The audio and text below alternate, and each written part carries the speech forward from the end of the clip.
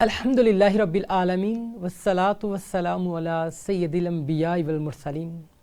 میں اس کے نام سے کرتا ہوں ابتداء سخن، ضمیر کن سے اگاتا ہے جو زمین و زمن، اسی کے واسطے محشر اسیر امر ظہور، اسی کے حکم سے دنیا نمو کی لے میں مگن۔ عجب سخی ہے کہ اس سے سوال کر کے صدا، نہ ہاتھ چھل ہوئے میرے نہ ہے زباں میں تھکن۔ اللہ رب العزت کا بے پایا شکر ہے کہ عشرۂ مغفرت بھی ہم سے جدا ہو چکا، اور اب جہنم سے نجات کا جو عشرہ ہے یہ بھی ہم سے جدا ہونے کو ہے۔ آج بہت سے لوگ عبادات کے اندر ہمیں مشغول نظر آتے ہیں۔ یقیناً اللہ رب العزت کا بے پایا شکر ہے کہ اللہ تعالیٰ نے ہمیں یہ ماہ صیام عطا فرمایا۔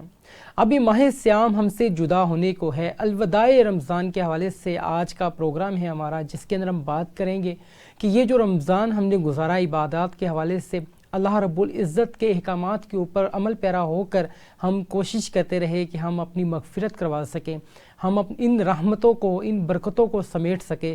اور ایک یہ جو انداز ہوا کرتا ہے سوسائٹی کا کہ ہر انسان جو ہے وہ کہیں نہ کہیں پہ فیسیلیٹیٹ کر رہا ہوتا ہے سامنے والے کو، ہر انسان چاہ رہا ہوتا ہے کہ ایسے انداز کو اپنائیں جس سے اللہ رب العزت کی خوشنودی کو حاصل کر سکے۔ اور اعتکاف کے اندر بہت سے موقف حضرات جو ہیں وہ اس وقت موجود ہیں، اور وہ بھی الوداع رمضان کے اس پرکیف لمحات کو بہت زبردست انداز کے اندر ایکسپیرینس کرتے ہمیں دکھائی دیتے ہیں۔ اور بہت خوشی ہوتی ہے ان ایام کے اندر جب ہم ینگسٹرز کو دیکھتے ہیں کہ جو موت کی حضرات ہوا کرتے ہیں اور اعتکاف کے اندر شب برات کے اعتکاف کے اندر لیلۃ القدر کے حوالے سے لیلۃ القدر کو پانے کے لیے کوشاں نظر آیا کرتے ہیں۔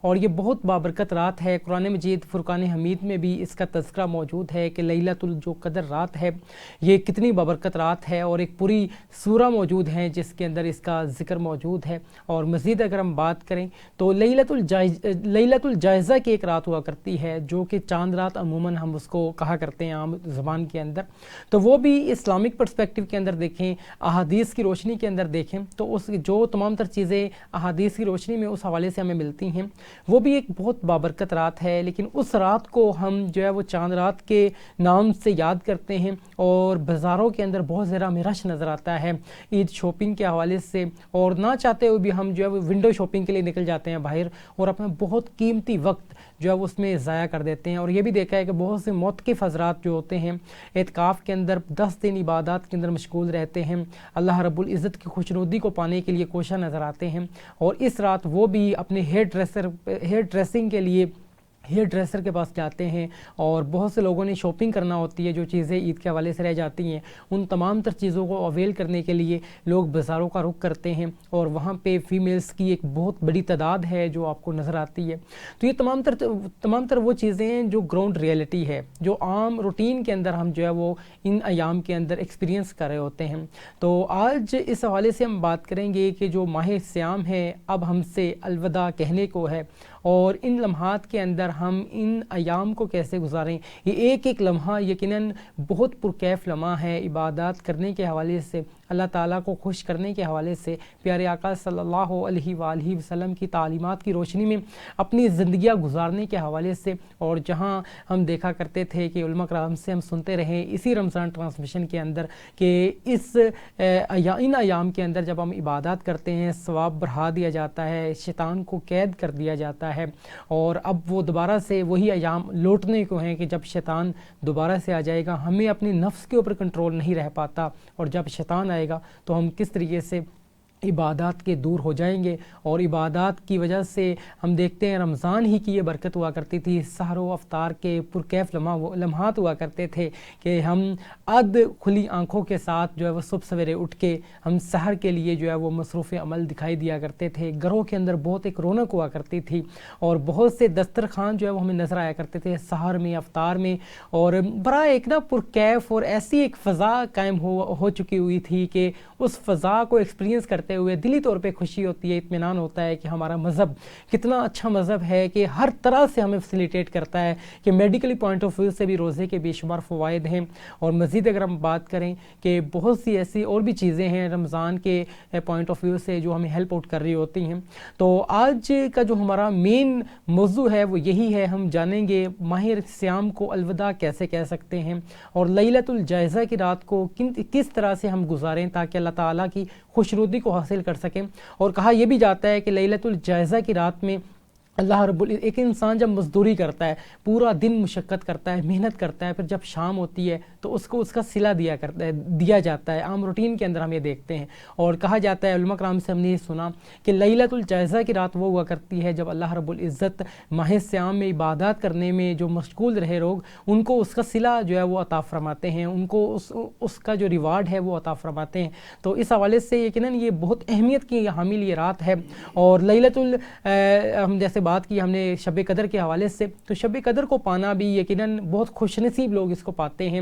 27ویں شب بھی جو ہے وہ ہم گزار چکے, بس ایک ہی شب باقی ہے جو کہ 29ویں شب ہوگی, رات کی یہ آخری رات ہوگی.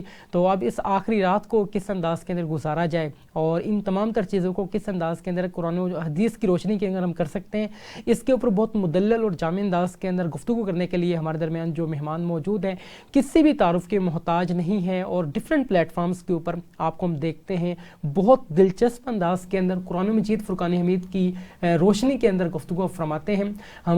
میرے ہم سب کے ہر دل عزیز شخصیت ہمارے درمیان موجود ہیں, مفتی فضل ایوان. میں انتہائی مشکور ہوں آپ نے ہمیں آج قیمتی وقت دیا. جزاک اللہ, اللہ تعالیٰ کو جزاک اللہ. انہی کے ساتھ تشریف فرما ہے, کسی تعارف کے محتاج نہیں, اور بڑے دلچسپ اور بڑے فنی انداز کے اندر اسٹوڈنٹس کو آپ گائیڈ کرتے نظر آتے ہیں. آپ کا یہ بھی خاصہ ہے کہ نوجوانوں کے ساتھ آپ بہت شفقت فرماتے ہیں کہ عمر کے اس حصے میں جب عام طور پہ ہم دیکھتے ہیں کہ آپ کی ایج کے جو بزرگ ہیں وہ بستر کے اوپر ہمیں زیادہ نظر آتے ہیں. اللہ تعالیٰ نے آپ کو صحت سے بھی نوازا ہے, اور یہی آپ کی صحت کا, آپ نے اپنی صحت کو اچھے انداز میں یوٹیلائز کرنے کی کوشش میں رہتے ہیں کہ نوجوانوں کو گائیڈ کرتے چلے جاتے ہیں. اسلاف کے کیا انداز ہوا کرتے سے اس حوالے سے, اور طنز و مزاح کے بھرپور آپ گفتگو کرتے ہیں. آج کا نوجوان چاہتا ہے کہ اسی انداز کے اندر اس کو آپ گائیڈ کریں. تو ہمارے درمیان موجود ہیں پیر عبد الناصر. انتہائی مشکور ہوں آپ نے ہمیں وقت دیا. بہت شکریہ کبیر ایاز صاحب آپ کا اور آپ کے چینل کا اسٹاف کا کہ آپ نے ہمیں اپنے چینل پہ بلایا اور ہمیں ایک اچھے موضوع پہ بات کرنے کا موقع دیا. ناظرین, پروگرام کا باقاعدہ آغاز قرآن مجید فرقان حمید کی آیات سے کریں گے. میں مفتی صاحب سے ملتمس ہوں کہ پروگرام کا آغاز تلاوت کلام پاک سے کیجیے. اعوذ باللہ من الشیطان الرجیم, بسم اللہ الرحمن الرحیم. أتى أمر الله فلا تستعجلوه سبحانه وتعالى عما يشركون. ينزل الملائكة بالروح من أمره على من يشاء من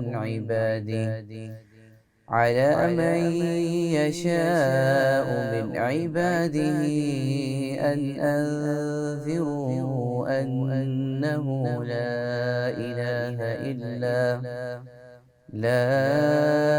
إله إلا أنا فاتقون. خلق السماوات والأرض بالحق تعالى عما يشركون. خلق الإنسان من نطفة فإذا هو خصيم مبين. سبحان اللہ. ماشاءاللہ, بہت پیارے انداز میں آپ تلاوت فرما رہے تھے, اور تلاوت کے دوران یقیناً انسان کا جو دل ہے, انسان کا جو ایمان ہے وہ بہت زیادہ تازہ ہو جاتا ہے, اور اللہ تعالیٰ ہمیں قرآن مجید فرقان حمید کی ان آیات پر عمل پیرا ہو کر زندگی گزارنے کی توفیق عطا فرمائے. آمین. علامت صاحب, میں آپ ہی سے آغاز کروں گا پروگرام کا. بہت پیارے انداز کے اندر ابھی آپ نے تلاوت کی, تو تو یقیناً ہم تراویح کے اندر اسی انداز کو سنتے رہے. آپ تراویح کے اندر بہت پیارے انداز کے اندر ہم آپ کو سنتے رہے اور بہت سے قرہ حضرات کو ہم سنتے رہے. بہت بابرکت یہ ایام تھے اور یقیناً بہت پرکیف یہ لمحات تھے کہ ایک ایسی فضا قائم ہو چکی تھی ایک مسلم معاشرے کے اندر کہ ہر طرف جو ہے وہ ہر انسان اپنی اخروی زندگی کو بہتر بنانے میں کوشاں نظر آیا. اب یہ ماہ صیام ہم سے جدا ہونے کو ہے, دوبارہ سے وہی ایام لوٹنے کو ہیں جو ہماری عام روٹین کے ایام ہوا کرتے ہیں. تو کیا کہیں گے اس حوالے سے؟ بسم اللہ الرحمن الرحیم. سب سے پہلے تو آپ کا بہت شکریہ, آپ نے بڑی اچھی شروع میں گفتگو کی. اللہ تعالیٰ آپ کی عمر میں برکت عطا فرمائے. ہاں بالکل آپ نے صحیح بات کی طرف نشاندہی کی کہ رمضان جو ہے ہم سے جدا ہو رہا ہے. ابھی جمعہ میں بھی یہی کہا جاتا ہے کہ یہ جمعۃ الوداع ہے. جی جی بالکل.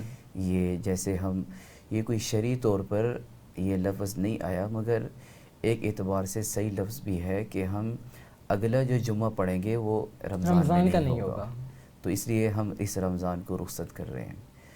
تو صحابہ کی اور آپ صلی اللہ علیہ وسلم کی جو اللہ کے خاص بندے ہوتے ہیں ان کی تو خواہش ہوتی تھی کہ بس پورا سال ہی رمضان رہے. آپ صلی اللہ علیہ وسلم سے صحابہ عرض کرتے تھے یا رسول اللہ کہیں ایسا نہیں ہو سکتا کہ پورا سال ہی رمضان رہے تاکہ ہم اس کی برکات حاصل کرتے رہیں. ایک کتابوں میں لکھا ہے کہ اللہ کے جو نیک لوگ ہوتے ہیں وہ تو رمضان کے جانے کے 6 ماہ بعد تک وہ اللہ سے دعا کرتے رہتے تھے یا اللہ ہم نے جو نیک اعمال کیے اس کو قبول کر لیں. آمین. اور پھر اس سے اگلے 6 ماہ وہ یہ دعا کرتے تھے یا اللہ یہ جو آگے آنے والا رمضان ہے اس میں ہمیں اتنی لمبی عمر دے دے کہ ہم اس رمضان تک پہنچ جائیں. تو یہ ایک بڑی آپ نے صحیح بات کی کہ واقعی یہ ہم سے رخصت ہو رہا ہے جس میں اتنی محبت آپس میں, اللہ کی رحمتیں, برکتیں, نیک اعمال, اللہ کرے کہ یہ سارا سال ہی ایسے رہے. ماشاءاللہ بہت پیاری آپ نے بات کی آپ نے ہمارے اسلاف کے حوالے سے کہ ہمارے اسلاف کا یہ انداز ہوا کرتا تھا کہ جب ماہ صیام لوٹ جاتا تو وہ 6 مہینے تک اپنی ماہ صیام کی عبادات کی قبولیت کے لیے دعا کرتے رہتے اور جب وہ 6 مہینے گزرا کرتے تو آنے والے ماہ صیام کے لیے وہ اپنے آپ کمر کس لیا کرتے اور اللہ تعالیٰ سے دعا فرمایا کرتے تھے ان ایام کو دوبارہ سے پا لیں. لیکن آج ہم اپنے انداز کو دیکھیں, آج کا جو نوجوان ہے, جیسے آغاز میں ہم نے بات کی کہ اعتکاف کے اندر بہت سے نوجوان ہمیں نظر آتے ہیں جو کہ بہت خوش آئند بات ہے کہ غیر اعتکاف کے اندر یقیناً وہ کچھ نہ کچھ مسٹیکس کر رہے ہوتے ہیں, لیکن وہاں پہ جب مسجد میں انسان بیٹھتا ہے تو یقیناً اللہ تعالیٰ اس کو ایک ایسی توفیق عطا فرما دیتے ہیں کہ وہ بہت سے گناہوں سے بچ جاتا ہے. تو لیکن جب ماہ صیام ابھی لوٹنا ہے, ماہ صیام نے جیسے ہی ہم سے جدا ہونا ہے تو وہ رات جو عید سے ایک دن قبل رات ہوا کرتی ہے جس کو ہم لیلۃ الجائزہ کی رات بھی کہتے ہیں, اسی دن ہمارا پورے انداز ہمارے بدل جاتے ہیں, جینے کے انداز ہمارے بدل جاتے ہیں, تمام تر چیزیں چینج ہو جاتی ہیں. ٹوٹلی طور پہ جو ہے ہمیں ایسا نظر ہی نہیں آتا کہ اس نوجوان نے یا اس شخص نے ایک پورا ماہ صیام جو ہے وہ گزارا ہے. اس کی شخصیت کے اندر, اس کے انداز کے اندر یہ تمام تر چیزیں نظر نہیں آتی ہیں, تو فوری طور پہ ہم چینج ہو جاتے ہیں. پیر صاحب میں آپ سے یہ جاننا چاہوں گا, جیسے میں نے بات کی یہاں پہ کہ فوراً ہم چینج ہو جاتے ہیں جیسے ہی یہ ایام جو ہے ہم سے جدا ہوتے ہیں, تو یہ جو ایک انداز ہے, جیسے علامہ صاحب نے بات کی کہ ہمارے اسلاف کا یہ انداز تو نہ ہوا کرتا تھا, تو اس چیز کو کیسے دیکھتے ہیں آپ؟ جی بالکل کبیر ایاز صاحب, یہ دیکھیں اس میں رمضان میں ہمارے لیے 2 چیزیں ہیں. یہ ہماری ایک تربیت ہے 1 مہینے کی, ایک ہمارے عبادات کا ہے اور ایک ہمارے صحت کا ہے. دیکھیں ہم پورا 11 مہینے ایسے خوراک کھاتے ہیں بے ہنگم قسم کے, تو اس سے بھی ہمارے صحت پہ اچھا اثر نہیں پڑتا. یہ اللہ تعالیٰ نے ہمیں ایک تحفہ دیا ہے. تو اگر ہم نے یہ عبادات ابھی جو شروع کیے ہیں, ابھی میں آپ کو ذاتی اپنے ایک بات کرتا ہوں کہ اگر میں نے پورا کوشش کرتا ہوں کہ 30 دن جو رمضان کے ہو کہ میں وہ باجماعت پڑھوں, پھر اس کے ساتھ 10 دن میں اور ایڈ کرتا ہوں تاکہ 40 دن پورے ہو جائے. جب 40 دن کسی نوجوان نے باجماعت نماز پڑھی تو یہ ایک آزمودہ فارمولہ ہے کہ وہ کبھی بھی اس سے پھر نماز قضا نہیں ہوگی. تو اگر میں نوجوانوں کو یہی درخواست کروں گا کہ اگر آپ نے باجماعت نماز پڑھی ہے اور کوشش کی کہ رمضان میں, تو اس کے ساتھ 10 دن آپ اور ایڈ کریں. نہیں کہ بس عید آ گئی اور عید میں جناب ہم کپڑے ہم نے لے لیے اور خوراک کے اور جناب ادھر سے گاڑیوں میں بیٹھ کے جناب مختلف علاقوں کو چلے جاتے ہیں, نہ پھر نماز پڑھتے ہیں، نہ کوئی مطلب کوئی خیال ہوتا ہے، تو وہ چیز بہت غلط ہے۔ تو ایک تو ہے کہ ہم ایسے خوراک پھر کھاتے، اس سے بہت لوگ میں نے دیکھے ہسپتال میں پھر جاتے عید کے دوسرے دن بعد ان کو معدے کے اور اس طرح کے پرابلم شروع ہو جاتے ہیں، وہ بھی غلط ہے۔ دوسرا اپنے نماز عبادات چھوڑ جاتے ہیں۔ اگر ہم اس تربیت کو 11 مہینے ساتھ لے کے چلے، خوراک کے حوالے سے بھی اور عبادات کے حوالے سے، تو یقیناً یہ آج کل اگر نوجوان اسی عمر سے اپنے عبادات صحیح طریقے سے شروع کرے، خشوع خضوع سے، مطلب ایک تو میں دیکھتا ہوں نوجوانوں میں عبادات ایسے کہ ادھر مطلب کہ موبائل کی بل بھی بج رہی ہے اور وہ صاحب نماز پڑھ رہے ہیں، وہ نہیں کہ بھئی اپنا موبائل اپنے گھر میں رکھے، سائلنٹ پہ رکھے اور پورے خشوع خضوع کے ساتھ اپنے نماز پڑھے نوجوانی کی عمر سے، تو یقین کرے ان کو مزہ آئے گا۔ اور عمر میں ہماری عمر میں پھر جا کے تو ایک بندہ ایک سیٹسفیکشن، ایک روحانی کیفیت بدل جاتی ہے بندے کی۔ تو اپنے نمازوں میں خشوع خضوع لائے، یہ میں بات کروں گا نوجوانوں کو۔ بہت پیاری آپ نے بات کی کہ اپنی نمازوں کے اندر خشوع خضوع جو ہے وہ ہم اویل کر سکتے ہیں، اور رمضان اسی تربیت کے لیے آتا ہے کہ ہم ان تمام تر چیزوں کو کیسے کریں۔ لیکن ہم کیا کرتے ہیں کہ ہمارا انداز چینج ہو جاتا ہے عید کے فوراً بعد، جیسے یہاں پہ پیر صاحب نے بھی گفتگو کی اور علامت صاحب نے بھی یہاں پہ بہت اہم بات کی کہ ہمارے اسلاف کا یہ انداز نہ ہوا کرتا تھا۔ علامت صاحب میں آپ سے یہ جاننا چاہوں گا کہ لیلۃ القدر کو پانے کے لیے بہت سے نوجوان معتکف حضرات جو ہوتے ہیں وہ کوشاں نظر آتے ہیں، رات میں عبادت کرتے ہیں، اور آپ کی جو فزیکل اپیرنس ہے وہ بھی یہ بتا رہی ہے کہ آپ بھی رات میں جو ہے وہ اللہ تعالیٰ کی عبادات کے اندر مشغول رہتے ہیں۔ اللہ تعالیٰ آپ کو مزید ترقی عطا فرمائے۔ تو میں جاننا چاہوں گا کہ شب قدر ہے کیا، اور شب قدر کو جو پا لیتا ہے کیا اس کی زندگی کے اندر کیا انقلاب برپا ہوتا ہے، یا اخروی زندگی کے اندر اس کو کیا فوائد ملیں گے؟ جزاک اللہ۔ سب سے پہلی بات یہ ہے کہ میں ایک عام طالب علم ہوں، علامہ صاحب نہیں ہوں۔ تو یہ علامہ تو بہت بڑے علم والے حضرات کو کہتے ہیں، ہم تو کمزور ہیں۔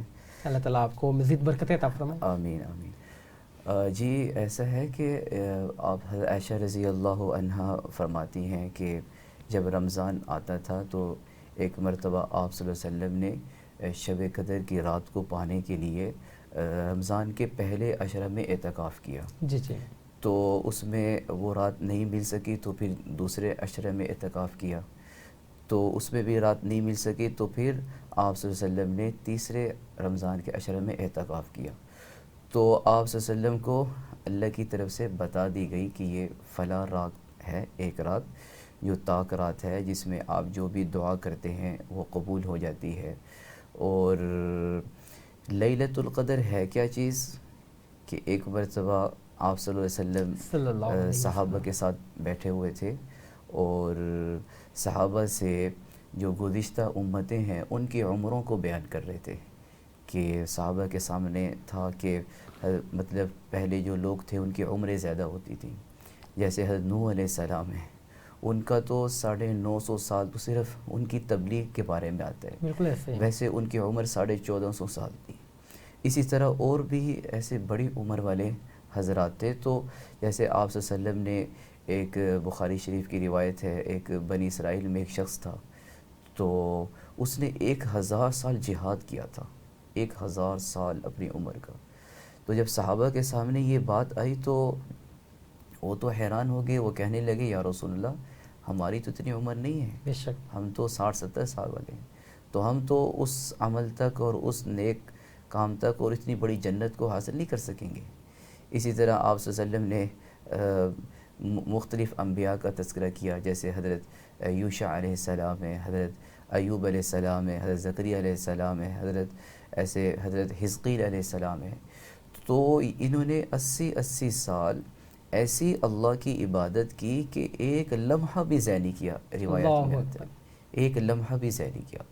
تو صحابہ تو وہ تو مشتاق ہوتے تھے آپ صلی اللہ علیہ وسلم کی باتوں کو سننے کے اور جنت کے، اور اس بات کے مشتاق ہوتے تھے کہ ہم کیسے ایک بڑی آخرت اور بڑی جنت کما لیں، کیسے اللہ کو راضی کر لیں۔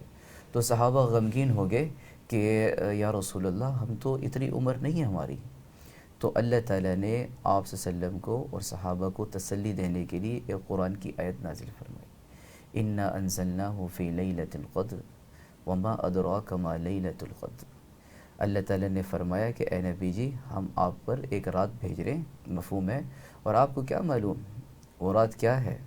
لیلۃ القدر خیر من الف شہر، وہ ایک رات ایسی ہے جو 1000 مہینوں کی راتوں سے زیادہ افضل ہے. بالکل صحیح. 1000 مہینوں کی راتوں سے اگر انسان 1000 مہینوں کی راتیں نکالے، حساب لگائے اس کا، تو یہ 83 سال بنتے ہیں. یعنی اللہ تعالیٰ فرما رہے ہیں کہ جو آپ کو ایک رات دے رہے ہیں، اس رات میں اگر آپ نے عبادت کر لی، گویا ایسے ہے کہ جیسے آپ نے 83 سال بلکہ اس سے بھی زیادہ بہتر آپ نے عبادت کر لی. یہ آپ صلی اللہ علیہ وسلم کی امت کے لیے خصوصیت ہے. اور حدیث میں آتا ہے کہ یہ ایسا اللہ کی طرف سے انعام، ایک ہی رات میں اتنا کچھ مل جانا، یہ پہلی امتوں میں نہیں تھا، صرف آپ صلی اللہ علیہ وسلم کی امت کی یہ خصوصیت ہے. یقیناً پیارے آقا صلی اللہ علیہ وآلہ وسلم کو اللہ رب العزت نے بھی تمام انبیاء کرام سے زیادہ معجزات سے بھی نوازا، اور آپ کی امت بھی بہت خوش نصیب ہے کہ ان کو اس طرح کی راتوں سے نوازا. اور آپ کی جو امت ہے یقیناً اس حوالے سے بھی بہت خوش نصیب ہے کہ ایسے ایسے تحائف ملے جو دوسرے انبیاء کرام کو نہ ملے. یہ تمام حضور نبی کریم صلی اللہ علیہ وآلہ وسلم کی وجہ ہی سے ہے. اور بہت سی احادیث کے اندر ہمیں یہ بھی ملتا ہے کہ بہت سی خصوصیات ہیں جو پیارے آقا صلی اللہ علیہ وآلہ وسلم کو عطا فرمائی گئیں، دیگر انبیاء کرام کو وہ جو ہے وہ میسر نہ آئیں. لیکن رتبے میں یقیناً ہر جو نبی ہے اس کا ایک اپنا مقام ہے، اور ہم کسی کو کم یا زیادہ نہیں کہہ سکتے. لیکن یہ ہماری خوش قسمتی ہے کہ اللہ تعالیٰ نے ایک ایسی امت کے ہمیں ایسے نبی کی امت میں پیدا فرمایا جس کا امتی بننے کے لیے انبیاء کرام بھی دعا فرمایا کرتے تھے. تو علامہ صاحب آپ نے بڑی خوبصورت بات کی لیلۃ القدر کے حوالے سے، بلکہ اس رات کے حوالے سے جس کا آپ نے یہاں پہ قرآن و حدیث، قرآن کی آیات کی روشنی کے اندر جو ہے وہ آپ نے یہاں پہ گفتگو کی. تو اسی حوالے سے ہم یہ بھی جانیں گے، عوام الناس کے اندر یہ پایا جاتا ہے کہ شاید یہ آخری عشرہ ہی کے اندر آتی ہے، لیکن ہم دیگر جب بکس کے اندر دیکھتے ہیں تو وہاں آتا ہے کہ پورے سال میں کسی دن بھی یہ رات آ سکتی ہے. اس حوالے سے گفتگو کریں گے آپ سے.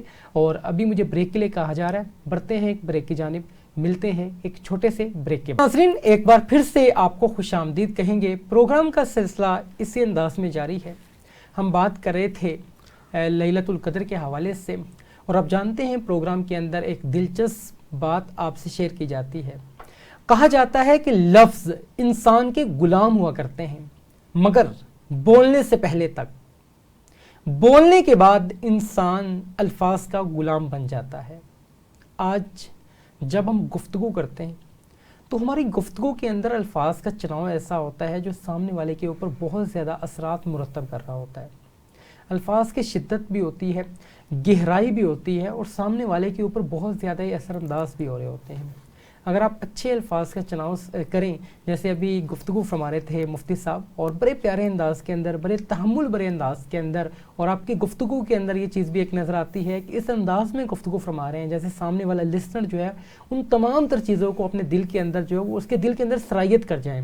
اور پیارے آقا صلی اللہ علیہ وآلہ وسلم کی گفتگو کا بھی یہی انداز ہوا کرتا تھا کہ ہمیں صحابہ کرام کی اس انداز میں بھی ہمیں چیزیں ملتی ہیں. صحابہ کرام فرمایا کرتے تھے کہ پیارے آقا ایسے گفتگو فرمایا کرتے کہ اگر ہم ان کے ایک ایک لفظ کو لکھنا چاہتے تو ہم لکھ لیتے.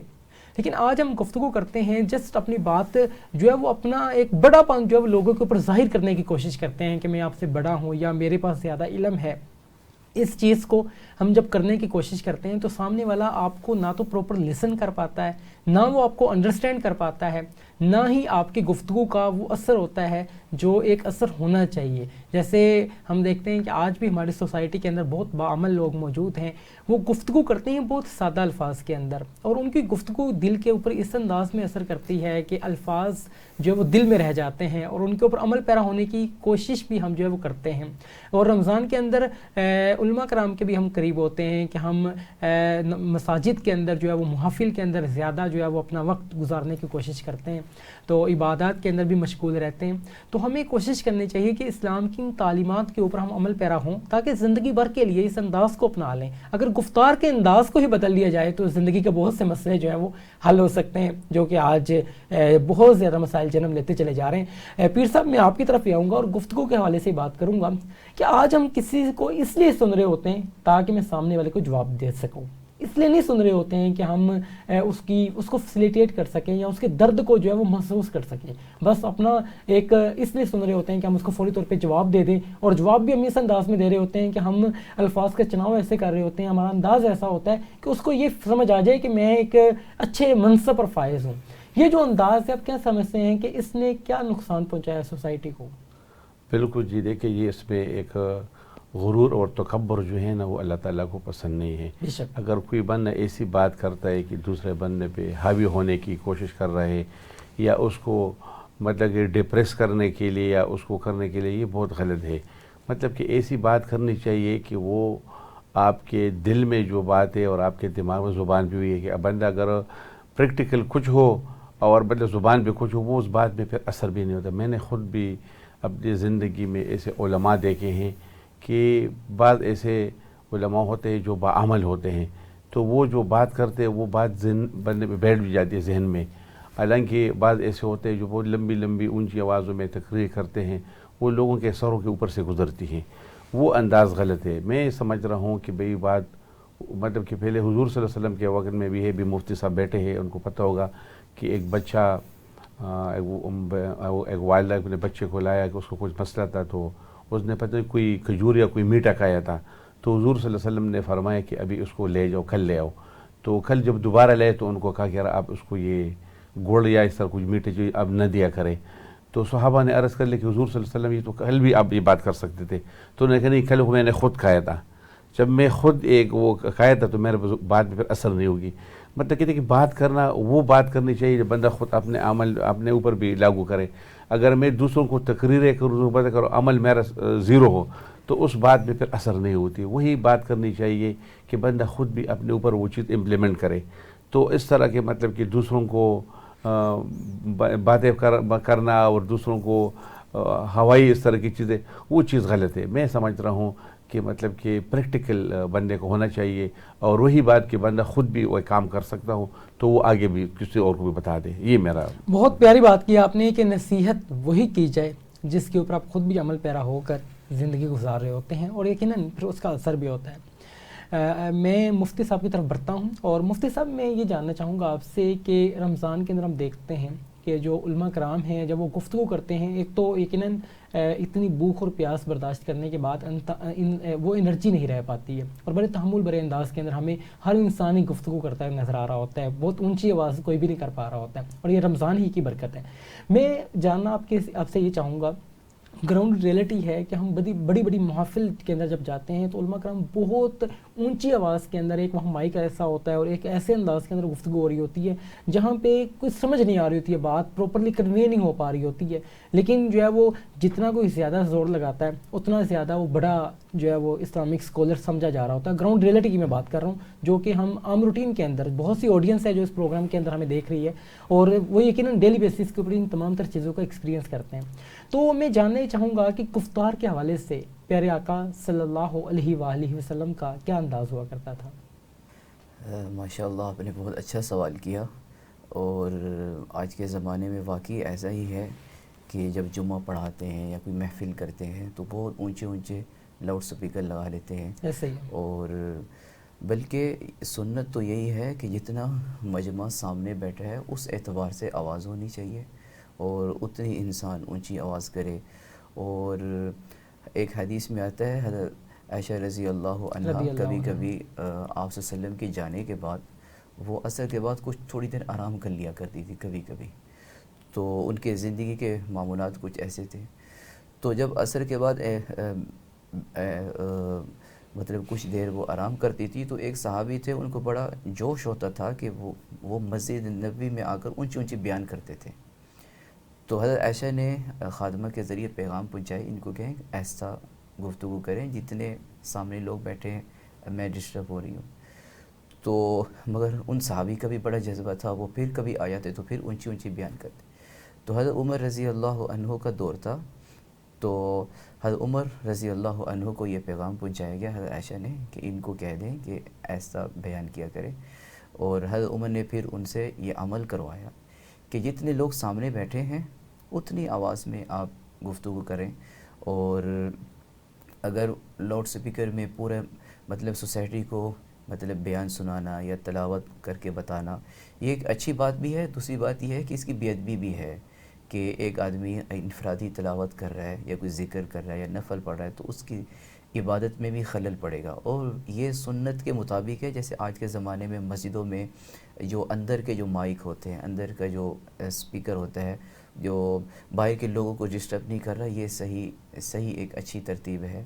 اور باقی رہا آپ صلی اللہ علیہ وسلم جب گفتگو کرتے تھے تو وہ تو ہم اس کو صحیح نہیں بیان کر سکیں گے، مگر اتنا ہے کہ آپ صلی اللہ علیہ وسلم اس انداز سے گفتگو کرتے تھے کہ ایک گاؤں کا رہنے والا اور ایک اتنا زیادہ پڑھا ہوا نہیں ہے، اتنی سمجھ والا نہیں، اس کو بھی بات سمجھ میں آ جاتی تھی.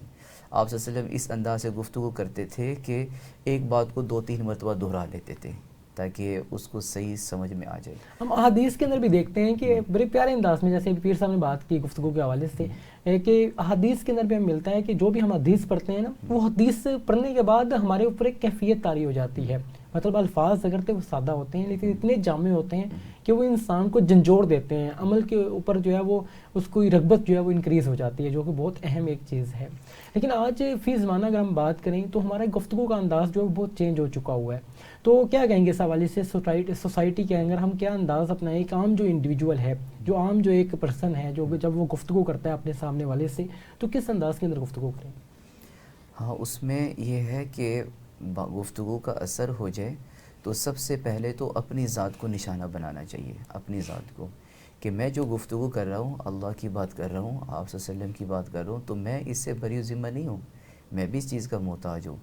اور اپنے دل کو نشانہ بنائے اور دوسروں کی ہمدردی کرتے ہوئے، غمخواری کرتے ہوئے، جیسے آپ صلی اللہ علیہ وسلم دوسروں سے ہمدردی اور غمخواری کرتے ہوئے کہ یہ کیسے جو ہیں مطلب کامیاب ہو جائیں، جنت میں جانے والے بن جائیں، اللہ کو راضی کر دیں. تو اگر یہ کوڑن اور فکر، جیسے آپ صلی اللہ علیہ وسلم کے بارے میں آتا ہے دائم الفکر، آپ صلی اللہ علیہ وسلم ہمیشہ فکر مند رہتے تھے. اور یہ ہے کہ کبھی کبھی تو آپ صلی اللہ علیہ وسلم کے سینے سے اتنا ایک غم ہوتا تھا اپنی امت کے بارے میں کہ ہنڈیا کے ابلنے کی جیسے آواز ہوتی نا، ایسے سینے سے آواز ہوتی تھی. تو اتنا مطلب محبت. اور بلکہ ایک حدیث میں آتا ہے، مسلم شریف کی حدیث ہے کہ آپ صلی اللہ علیہ وسلم نے ایک مثال سے یوں فرمایا کہ تم سب جو ہو، تمہاری مثال ایسی ہے کہ ایک آدمی جنگل میں آگ جلاتا ہے اور رات کے وقت تو پروانے جو ہیں وہ اس روشنی کی طرف، آگ کی طرف بڑھ رہے ہوتے ہیں، اور جو آگ جلانے والا ہوتا ہے وہ ان پروانوں کو دور کر رہا ہوتا ہے، ہٹا رہا ہوتا ہے. تو آپ صلی اللہ علیہ وسلم نے فرمایا ایسے ہی تم سب جو ہو دوزخ کی طرف جا رہے ہو، میں تمہیں پکڑ کر اسے ہٹا رہا ہوں. ایسے آپ صلی اللہ علیہ وسلم فکر مند ہوتے تھے ہر ایک کے بارے میں. اور یہ نہیں ہوتا تھا کہ یہ مسلمان ہے تو یہ اپنا ہے اور یہ مسلمان نہیں ہے تو چلیں یہ نہیں، سب کو اپنے سینے کے ساتھ لگاتے تھے، محبت کرتے تھے. اور تیسری بات یہ ہے کہ جو ہم گفتگو کر رہے ہوں نیک کام کی، تو سب سے زیادہ ہمارا اپنا عمل ہونا چاہیے. بالکل صحیح. آپ صلی اللہ علیہ وسلم اگر صدقے پر بات کرتے تو سب سے زیادہ صدقہ کرنے والے خود ہوتے تھے. ایک حدیث میں آتا ہے ایک مرتبہ آپ صلی اللہ علیہ وسلم نے مطلب تکبیر ہو گئی تھی، نماز پڑھانے لگے تو پھر فرمائے 1 منٹ میں ابھی آتا ہوں، مفہوم ہے. تو گھر میں گئے اور گھر سے واپس ہو کر پھر آ گئے. تو صحابہ حیران ہو کر دیکھنے لگے. تو آپ صلی اللہ علیہ وسلم نے فرمایا ایک صدقے کی کچھ چیز رکھی تھی تو میرا دل نے گوارا نہ کیا کہ میں اللہ کے سامنے کیسے کھڑے ہو جاؤں، حالانکہ ایک چیز تو میرے پاس رکھی ہے، اس کو بھی صدقہ بھی نہیں کیا. تو صدقہ کی جب بات کرتے تھے تو سب سے زیادہ صدقہ کرنے والے خود ہوتے تھے. ایسے ہی نماز کی جب بات کرتے تھے تو سب سے زیادہ نماز پڑھنے والے آپ صلی اللہ علیہ وسلم خود ہوتے تھے. ایسے اخلاق کے بارے میں، ایسے ہر عمل کی جب آپ صلی اللہ علیہ وسلم دعوت دیتے تھے تو سب سے پہلے خود اس کے عمل پیرا ہوتے تھے. تو آج ہمیں بھی اس کی ضرورت ہے. سب سے پہلے مجھے ضرورت ہے کہ ہم جب گفتگو کریں کسی نیک کام کی تو اپنے دل کو نشانہ بنائیں اور دوسروں کی ہمدردی لے کر ان سے بات کریں، نہ کہ یہ کہ تم کسی کو گنہگار سمجھتے ہوئے. بہت پیاری آپ نے بات کی. اور آج علماء کرام سے لوگ دور ہوتے چلے جا رہے ہیں. نوجوانوں کی ہم بات کریں تو وہ علماء کرام کے قریب آنے کے لیے تیار نہیں ہے. اس کی وجہ یہی ہے کہ ان کی تربیت کا انداز وہ نہیں ہے جو ہمارے اسلاف کا ہوا کرتا تھا. علامہ صاحب نے بہت پیاری یہاں گفتگو کی ہے کہ آپ اس انداز کو اپنائیں کہ آپ خود بھی یہ سمجھیں کہ آپ ان تمام تر چیزوں کے محتاج ہیں. لیکن آج ہم دیکھتے ہیں کہ جو ڈیبیٹرز ہیں یا بڑے بڑے جو اسپیکرز ہیں وہ اس انداز کے اندر گفتگو کرتے نظر آتے ہیں. ایسے لگتا ہے کہ جیسے ہمیں نشانہ بنایا جا رہا ہے, جس کے سامنے بات ہو رہی ہے اس کو نشانہ بنایا جا رہا ہے. اور بہت سے سوشل میڈیا کے اوپر ایسے کلپس ہم دیکھتے ہیں جس کے اندر یہ تمام تر چیزیں ہمیں جو ہے وہ ملتی ہیں. لیکن اس سے نقصان کیا ہوا؟ اس سے ایک بہت بڑا نقصان ہوتا ہے اور ہو رہا ہے. سوسائٹی کے اندر ایک کامن پریکٹس بنتی چلی جا رہی ہے کہ آج کا جو نوجوان ہے وہ علماء کرام کے محافل میں بیٹھنے کے لیے تیار نہیں ہے. وہ علماء کرام کے پاس جو ہے وہ اپنا وقت گزارنے کے لیے تیار نہیں ہے. یونیورسٹی گوئنگ اسٹوڈنٹس کی اگر ہم بات کریں یا جو پروفیشنل لوگ ہیں ان کی بات کریں تو جتنے بھی پروفیشنلز ہیں انہوں نے اپنی زندگی کو اس انداز میں ڈیزائن کر لیا ہے کہ وہ سمجھتے ہیں کہ یہ لوگ تو تنقید برائے تنقید ہی کریں گے, اس لیے ہم ان سے دور ہی رہی تو بہتر ہے. لیکن اس سے کیا ہوا کہ علم جو آپ نے سکھانا تھا سوسائٹی کے اندر وہ تمام تر چیزیں جو ہے سوائپ کرتی چلی جا رہی ہیں. مفتی صاحب مزید یہ جاننا چاہوں گا, آپ نے بات کی لیلۃ القدر کے حوالے سے, یہ بتائیے گا یہ پورے سال میں کسی رات میں بھی آ سکتی ہے؟ اور فردر میں یہ جاننا چاہوں گا آپ سے کہ لیلۃ الجائزہ جو کہ چاند رات عموماً ہم اس کو کہہ رہے ہوتے ہیں, اس رات کی کیا فضیلت ہے اور جو موت کی حضرات ہیں وہ اور عام جو مسلمان لوگ ہیں وہ کس انداز کے اندر اس رات کو گزاریں؟ جی لیلۃ القدر تو وہ تو رمضان کے آخری عشرہ میں ہوتی ہے. جی جی. اور رمضان کے آخری عشرہ میں 3 راتیں بہت اہم ہیں. جی جی. ایک تو لیلۃ القدر کی رات ہے اور میرے خیال سے اب وہ اگر طاق رات وہ ایک ہی رہ چکی ہے ابھی 29ویں کی. اور دوسری آپ صلی اللہ علیہ وسلم کی احادیث سے 29ویں رات کی اگر رمضان کی جو آخری رات ہوتی ہے, مطلب یہ اس کے بعد صرف ایک روزہ آئے گا, تو جو آخری رمضان کی رات ہے نا اس کے بارے میں حدیث میں آتا ہے کہ اللہ تعالیٰ جہاں یہ رمضان کے ہر رات کو 60,000 لوگوں کی مغفرت کرتے ہیں, تو رمضان کی جو آخری رات ہوتی ہے اس میں جتنے پورے مہینہ میں مغفرت کی ہوتی ہے وہ سب ملا کر رمضان کی آخری رات میں سب کی مغفرت کرتے ہیں. اور دوسرا لیلۃ الجائزہ, یہ اس کے بارے میں احادیث میں آتا ہے کہ آپ صلی اللہ علیہ وسلم نے صحابہ سے فرمایا کہ 4-5 راتیں ایسی ہیں جس میں دعائیں قبول ہوتی ہیں اور مغفرت ہوتی ہے. ایک جمعے کی رات بھی مطلب کوئی انسان عبادت کرے تو قبول ہوتی ہے. ایک یکم رجب کی رات جو ہے, یکم رجب, جی, تو اس کی رات بھی بہت فضیلت والی ہے. اور تیسری اور چوتھی جو دونوں عیدوں کی راتیں ہیں. اب چونکہ ابھی رمضان ختم ہونے والا ہے تو یہ جو لیلۃ الجائزہ ہے یہ اس لیے لیلۃ الجائزہ کہتے ہیں کہ آپ صلی اللہ علیہ وسلم نے فرمایا کہ مزدور جو پورا مہینہ محنت کرتا رہا, تلاوت کی اس نے, روزے رکھے, اعتکاف میں بیٹھا, تراویح پڑھی, جو بھی اس نے صدقہ خیرات کیے, تو آج کی رات اللہ تعالیٰ اس کو بدلہ دینے کے لیے تیار ہے کہ جو اس نے مزدوری کی ہے اس کا بدلہ تو اس کو دینا چاہیے. تو اس لیے اس رات میں بہت قیمتی ہے, تو اس رات کو ضائع نہیں کر لینا چاہیے. جیسے انسان پورا سال محنت کرے اور اسٹوڈنٹ محنت کرے طالب علم اور امتحان کے دنوں میں نہ جائے تو یہ اچھی بات نہیں ہے. تو اس لیے محنت کی ہے پورا مہینہ, تو اس لیے یہ جو رات ہے اس رات کو بھی قیمتی بنانا چاہیے. اس رات کو یہ غفلت میں آ کر ضائع نہیں کرنا چاہیے. بہت پیاری بات کی آپ نے کہ یہ جو رات ہے اس رات میں اللہ رب العزت آپ کو اجر عطا فرما رہے ہوتے ہیں, ریوارڈ دے رہے ہوتے ہیں. اور جب ریوارڈ ملنے کا وقت ہوتا ہے, عام دنیاوی پوائنٹ آف ویو سے اگر ہم بات کریں کہ ہم نے جب پورا سال محنت کی ہوتی ہے اور ہمیں پتہ لگتا ہے کہ آپ نے فرسٹ پوزیشن اویل کی ہے, تو ہم بہت ایکسائٹمنٹ کے ساتھ, بہت دلچسپی کے ساتھ اس وقت کا ویٹ کر رہے ہوتے ہیں کہ کب وہ سرمنی ہوگی. اس سرمنی کے اندر ہم یہ ڈریسنگ کر کے جائیں گے اور اس انداز کے اندر بڑے خوبصورت ہم جو ہے اپنے آپ کو بنا رہے ہوتے ہیں اور برائے ایک ہم تھنک آؤٹ کر رہے ہوتے ہیں کہ وہاں جا کے ہم کس انداز کے اندر بیٹھیں گے, وہاں پہ ایکسائٹمنٹ کا انداز کیا ہوگا. اور بہت ایک پرمسرت وہ موقع ہوا کرتا ہے, اس کو ہم بڑے اچھے انداز کے اندر جو ہے پریپیئر کر رہے ہوتے ہیں. اور اس سرمنی کے اندر جانے کے لیے پوری رات ہم جو ہے وہ سوتے بھی نہیں ہیں کیونکہ خوشی اتنی زیادہ ہوتی ہے. لیکن جب ان عبادات کے اندر ہم مشغول رہتے ہیں تو جب ان کا آپ کو ریوارڈ ملنا ہے, اجر ملنا ہے تو اس رات کو ہم غفلت پہ گزار دیتے ہیں، جو کہ ایک کامن پریکٹس ہے. آپ دیکھیں باہر چلے جائیں بازاروں کے اندر، اتنا آپ کو وہاں پہ رش نظر آئے گا. وہ لوگ جنہوں نے اپنی شاپنگ کرنی ہے وہ تو ٹھیک ہے، بہت سے وہ نوجوان بھی منچلے نوجوان پیر صاحب باہر نکل آتے ہیں جو اس رات کو ضائع بھی کر رہے ہوتے ہیں، اور دوسرا جسٹ فار فن تمام تر چیزوں کو کر رہے ہوتے ہیں. تو آپ کیا کہیں گے اس حوالے سے؟ بالکل، یہ میرا تو ساری زندگی نوجوانوں کے ساتھ گزر گئی، مختلف سماجی تنظیموں میں، اور ابھی میں ادھر پاکستان یوتھ ہاسٹل ایسوسیشن ایک ٹرسٹ ہے اس کا آنریری وارڈن ہوں، تو اس میں بھی پورے پاکستان کی یونیورسٹیوں کے اسٹوڈنٹ آتے ہیں. تو میں نوجوانوں کو یہی دیکھ رہا ہوں کہ بالکل ان میں ایک جذبات ہوتے ہیں، اور اس عمر میں بہت زیادہ مطلب کہ ایک سنجیدگی نظر نہیں آتی.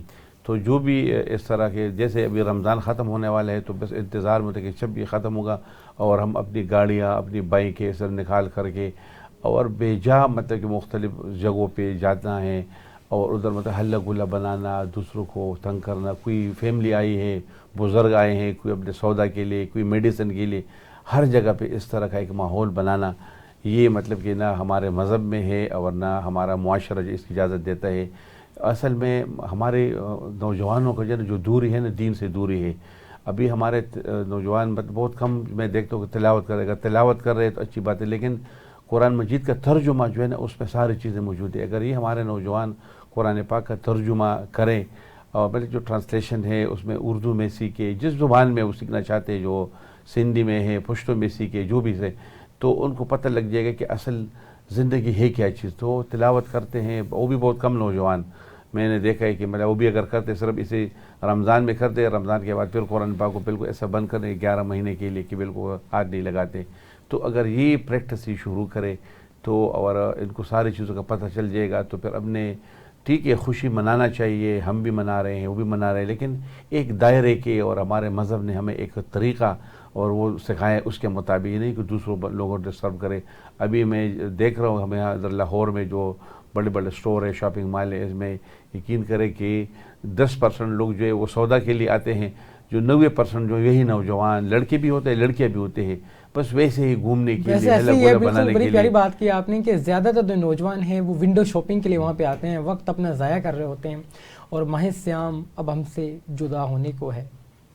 سحر اور افطار کی ٹرانسمیشن لیے ہم آپ کی خدمت میں حاضر ہوا کرتے تھے، اور بہت پیارے انداز کے اندر علماء کرام بھی ہمارے درمیان موجود رہے، ہمارے درمیان قرہ حضرات بھی موجود رہے، اور بہت عظیم نعت خواں بھی ہمارے درمیان موجود رہے. ان سے ہم نعتیں بھی سنتے رہے، قرہ حضرات سے تلاوت بھی سنتے رہے، اور جو مفتیان کرام ہیں، علماء کرام ہیں، ان کی صحبت سے ہم سیکھتے رہے، اور بہت سے موضوعات کے حوالے سے جو اسلامک ٹاپکس ہیں ان کے حوالے سے ڈسکشنز کا سلسلہ جاری رہا. اس پوری ٹرانسمیشن کا مقصد یہی تھا کہ ہم اپنے آپ کو قرآنی تعلیمات سے راستہ کر سکیں، اپنے آپ کو دین کے قریب کر سکیں، اور دین کو سیکھ کر اس پر عمل پیرا ہونے کی کوشش کر سکیں. دعا ہے کہ اللہ تعالیٰ اس ماہ صیام کو ہمارے لیے مغفرت کا ذریعہ بنائیں، اور اگلا ماہ صیام بھی ہمیں عطا فرمائیں تاکہ ہم اپنی زندگیوں کو مزید جو ہے وہ بہتر بنا سکیں، اللہ تعالیٰ کی خوشنودی حاصل کر سکیں. ناظرین، اپنے میزبان کبیر حیات کو اجازت دیجیے، اس امید کے ساتھ کہ اگلے پروگرام میں دوبارہ آپ کی خدمت میں حاضر ہوں گے. جب تک کے لیے خدا حافظ.